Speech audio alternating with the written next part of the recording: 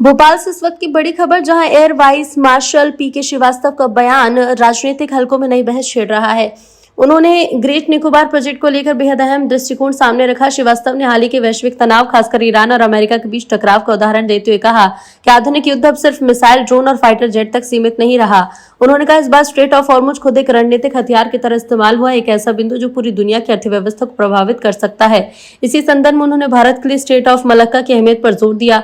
अंडमान निकोबार में स्थित ग्रेट निकोबार का जिक्र कर उन्होंने कहा कि क्षेत्र भारत के लिए वैसा ही रणनीतिक लाभ दे सकता है जैसा हॉर्मुज ईरान के लिए। सरकार की योजना इलाके को विकसित कर इसे एक मजबूत सामरिक और आर्थिक केंद्र बनाने की है। अब सवाल ये कि क्या भारत भी वैश्विक समुद्री रणनीति में अपनी पकड़ मजबूत करने की दिशा में बड़ा कदम बढ़ा रहा है। देखिए, पहले थोड़ा सा मैं आपको हिस्ट्री में ले जाता हूं। अभी हमने देखा ईरान और अमेरिका का वॉर हुआ, तो जब भी वॉर होता है तो बहुत सारे शस्त्र यूज होते हैं, वेपन यूज होते हैं। तो मिसाइल यूज हुई, ड्रोन यूज हुए, फाइटर एयरक्राफ्ट ने उधर बमबारी करी, तो ईरान को तबाह करने की कोशिश की गई।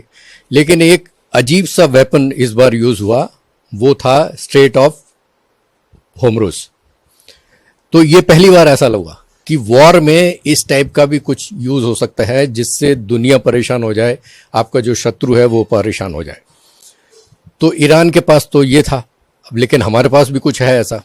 हमारे पास हमारे जो अंडमान निकोबार एरिया है, उसमें ग्रेट निकोबार एक एरिया है जो काफी पास में है स्टेट ऑफ मलक्का के।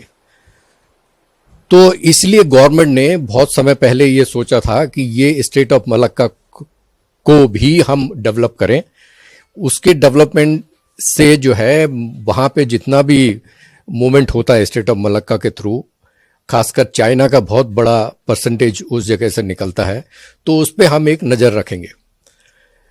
तो उसके लिए एक बहुत बड़ा प्रोजेक्ट बनाया गया।